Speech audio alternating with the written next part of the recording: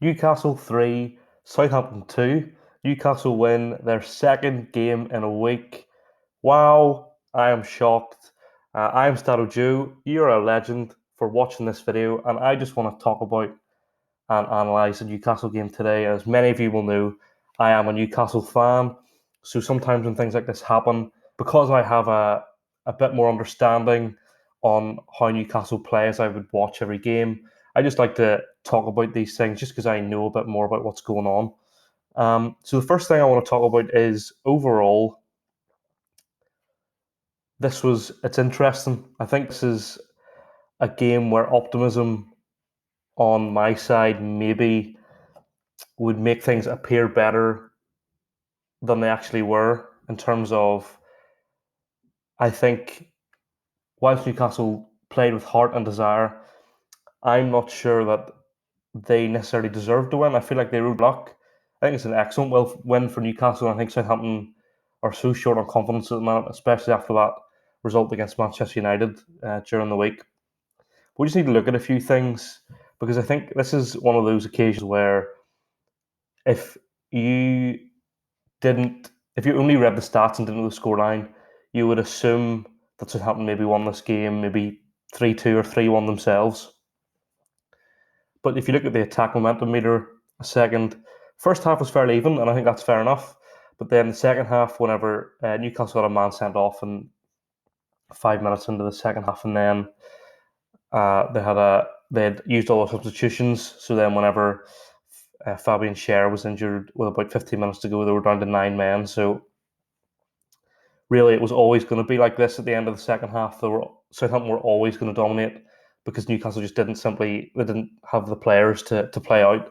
And when you look at the stats, you can see a real difference between the first and second half. So we look overall, Southampton had 75% possession.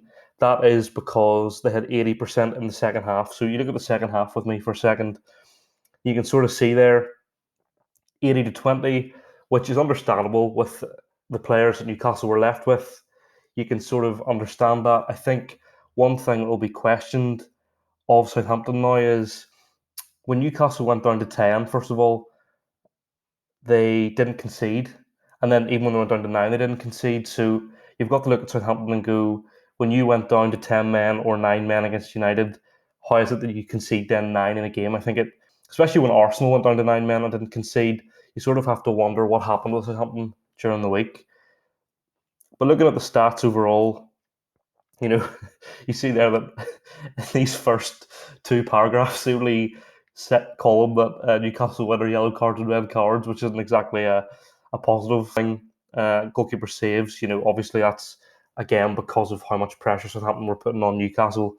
But the only thing that Newcastle were winning was dribbles, and defensively they were winning. But that's because they had to defend. Whereas attacking, it was all Southampton.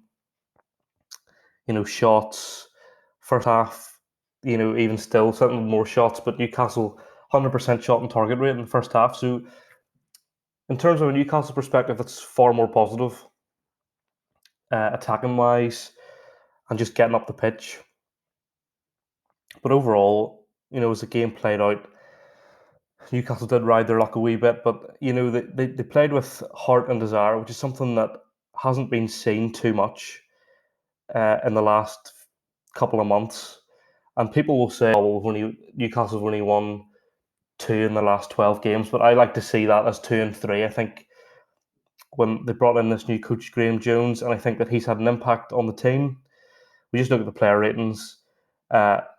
Saint-Maximin started today for the first time in ages, and he made a real impact. Joe Willock played really, really well. Great signing for Newcastle. Almiron played really well. And even, Southampton didn't play badly, but I think just they didn't put away their chances. But I just want to look at 2 of Newcastle's goals because it's a difference in the way they play. So I'm going to look at the first goal first, which happened, I think it was quite early on in the game. And what this really highlights is a difference in the way they're set up to play now. It's a lot more attacking. They look to get the ball forward, and so Maximan does make the difference. We see the ball gets forward and back, it's a great touch from Saint Maximin, and he drives forward. Now there's so much space for him. You maybe argue it was poor defending, which it actually probably was, but you can now see Almiron's here, he's running into the box. Callum Wilson's here, he's running into the box. There's a lot more intent. So he's running. The Southampton defenders are focusing in towards the ball. So Joe Willock's here, free. There's no one close to him. He's got so much space because 1, 2, 3, 4, 5 are all ball watching. Okay, so they're all being sucked in towards the ball, and that's going to give Joe Willock some space.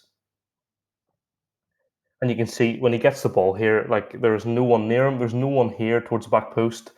So he's all the time in the world. Excellent finish.